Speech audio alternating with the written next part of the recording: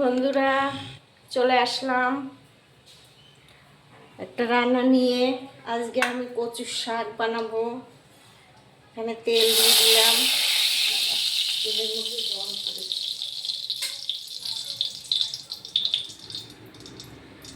এখানে তেল দিলাম,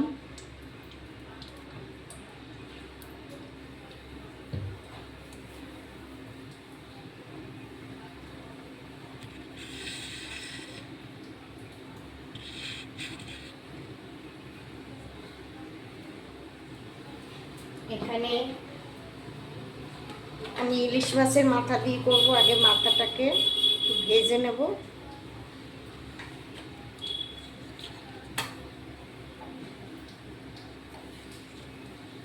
মাথাটাকে নুন আর হলুদ মাখিয়ে নিচ্ছি।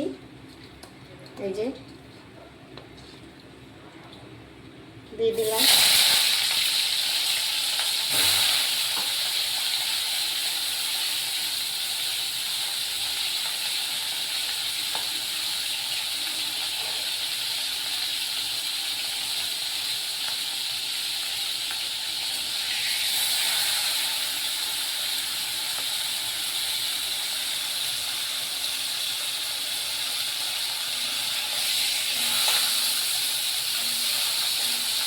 মাথাটা একটু ভেজে নেব হালকা।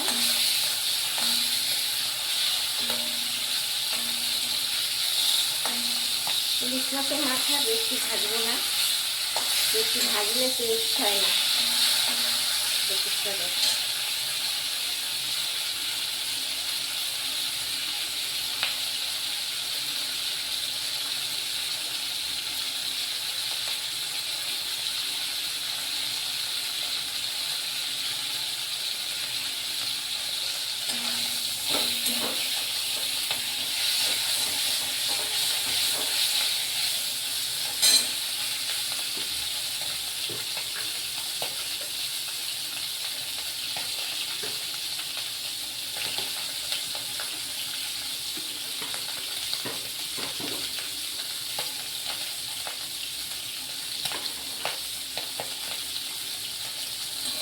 মাথাটা তুলে নেব।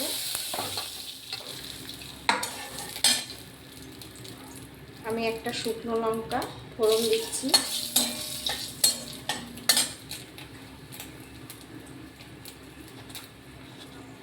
আর দিয়ে দেবো 5 ফোড়ন।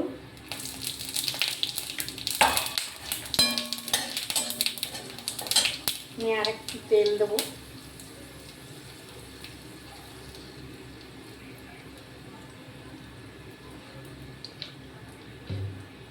এবার আমি কিছুটা পেঁয়াজ কুচিয়ে রেখেছিলাম, পেঁয়াজ দিয়ে দিচ্ছি। আর 2 কোয়া রসুন দিচ্ছি।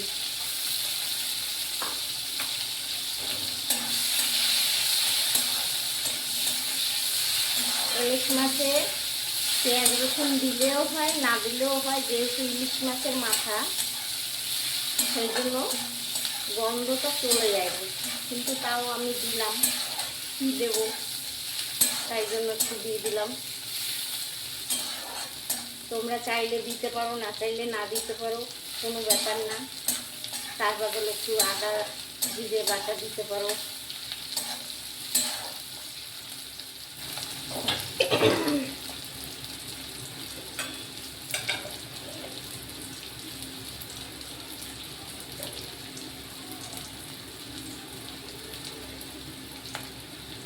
এটা একটু হালকা ভাজা ভাজা হবে, লাল লাল। আমি একটু নুন দিয়ে দিই, বেশি নুন দেবো না। মানে কচুর শাকটা আমি সিদ্ধ করে রেখেছি, ওটার মধ্যে একটু নুন দেওয়া আছে। আর এটা দিয়ে দেবো ইলিশ মাছের তেলটা।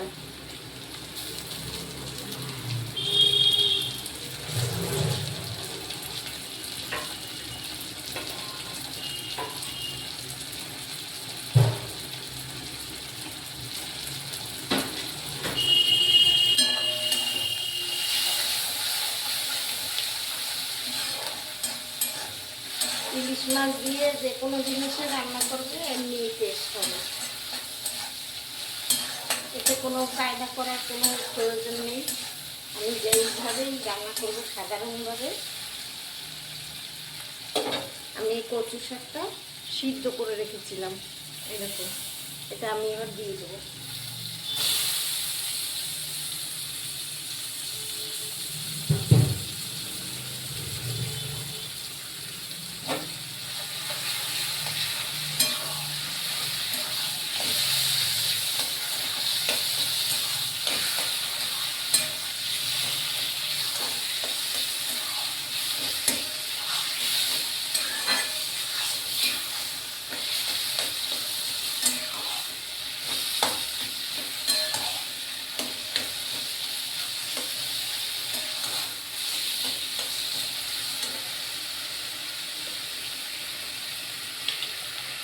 আমি দিয়ে দিচ্ছি কাঁচা লঙ্কা বাটা।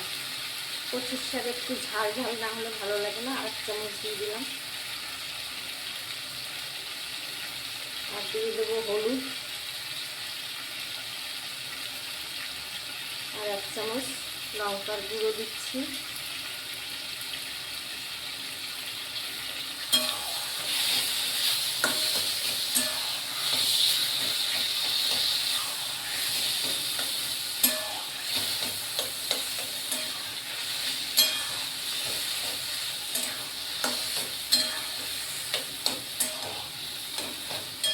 আমি আজকে আরও 2টো রান্না করবো। একটা নিম পাতা ভাজা করব বেগুন দিয়ে, আর করব বেগুন আর ইলিশ মাছ কলা পাতায় ভাজবো।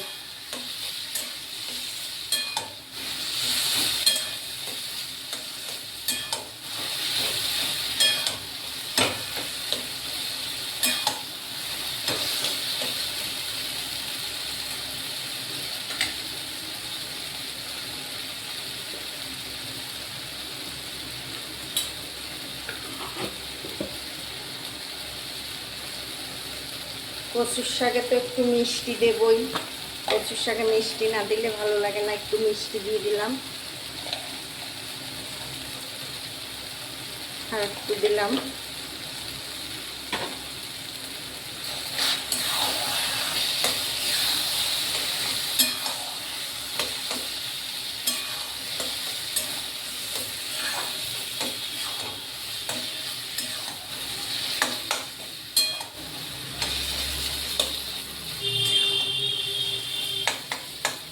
এটা অনেকটা সময় লাগে।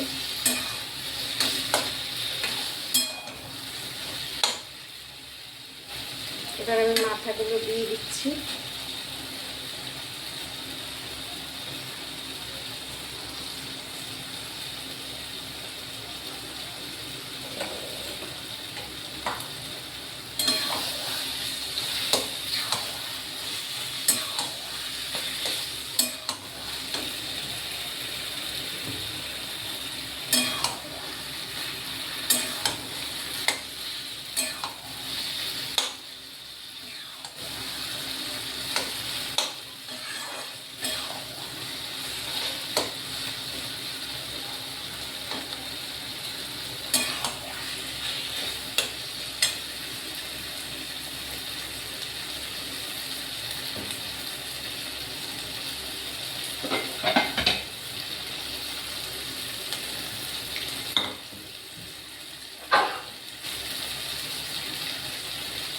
কচুর শাকটা জল শুকোতে থাকুক, আমি এখানে আরেকটা রান্না করে নিচ্ছি। এটা আমি এখানে দিয়ে দিচ্ছি। এখানে আমি নিম বেগুনটা ভাজবো।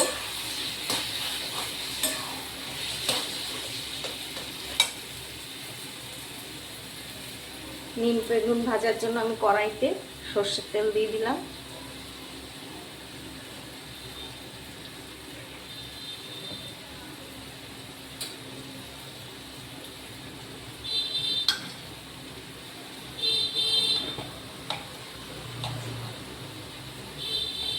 আর 1 চামচ ঘি দিয়ে দিলাম।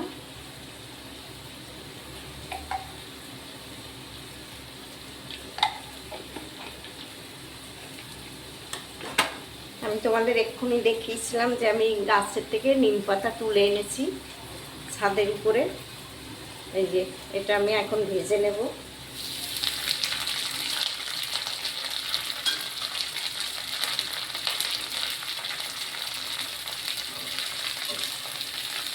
আমি গ্যাসটা কমিয়ে ভাজছি, যেহেতু পাতাটা কাঁচা।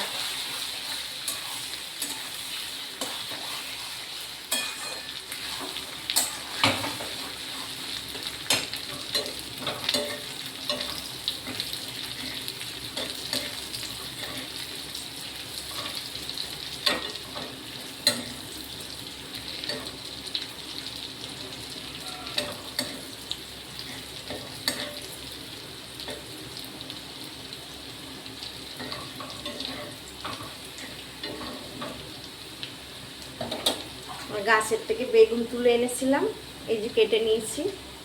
বেগুনটা ভাজবো।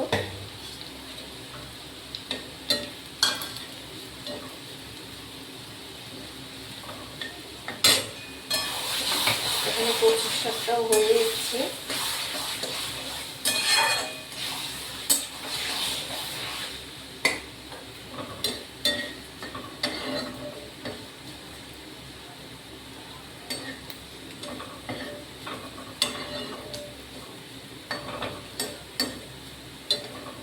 গরম গরম ভাতে এরকম নিম বেগুন ঘি দিয়ে ভাজা দারুণ লাগে খেতে।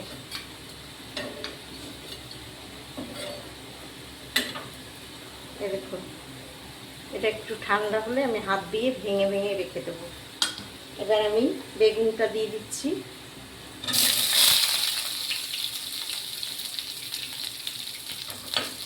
টাটকা বেগুন এক্ষুনি নরম হয়ে যাবে। আমি একটু নুন দিয়ে দিচ্ছি বেগুনে, আর দিয়ে দেবো একটুখানি হলুদ।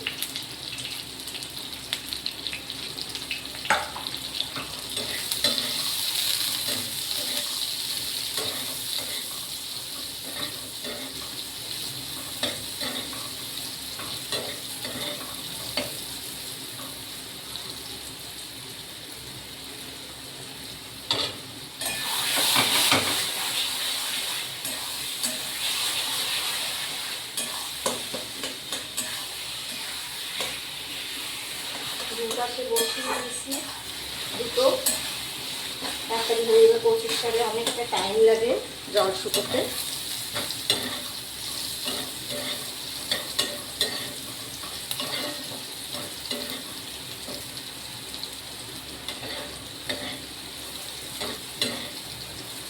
এরকমভাবে ঘি দিয়ে কারা কারা খেয়েছেন একটু জানাবেন। কার কার ভালো লাগে ঘি দিয়ে এরকম নিম পাতা ভাজা বেগুন ভাত দিয়ে।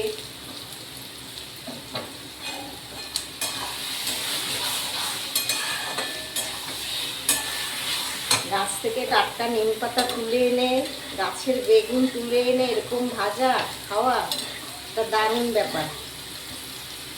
আমরা বাজার থেকে কিনে আনি তো টাটকা বেগুন কখনোই পাই না, 2-3 দিনের তোলা থাকে, সেই সব বেগুন আমরা খাই। আর এটা একদম গাছের বেগুন, হাত তুলে এনেছি নিজের হাতে।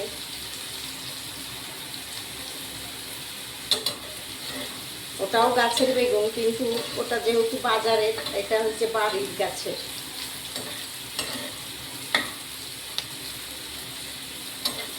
বেগুনটা নিয়ে সিদ্ধ হয়ে গেছে। এই যে একটা বেগুন বেশি সময় লাগে না, আর একটু ভাজতে হয়ে যাবে।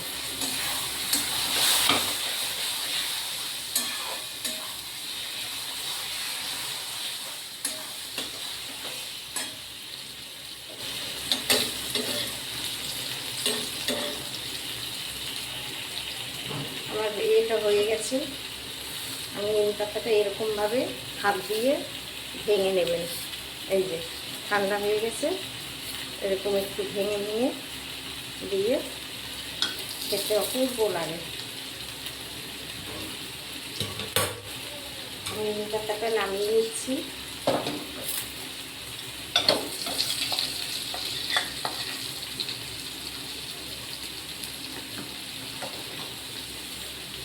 আমি এবার কচুর শাকটা এপাশে দিয়ে দিচ্ছি। কচুর শাকটাও হয়ে গেছে। কার কার নিম পাতা পছন্দ, এই দেখুন, এই যে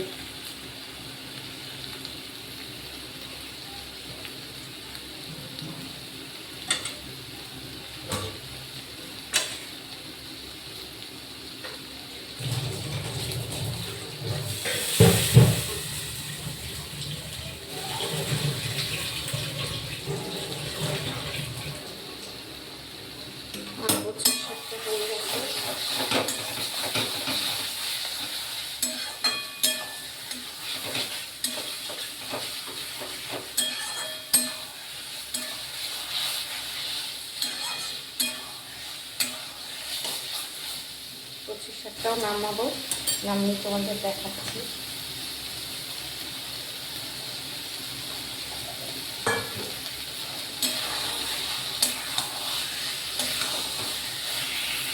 কচুর শাক বেশি শুকোলে আমার ভালো লাগে না খেতে, আমি একটু নরম নরম রাখবো।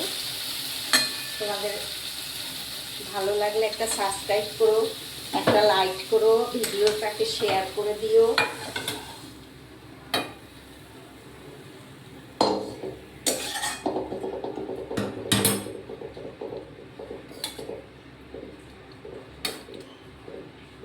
এই যে বন্ধুরা দেখুন কত সুন্দর হয়েছে। এরকমভাবে তোমরাও করে খেও, আর ভালো লাগলে একটা ভিডিওটা শেয়ার করে দিও। রাখছি, আবার পরে দেখা হবে।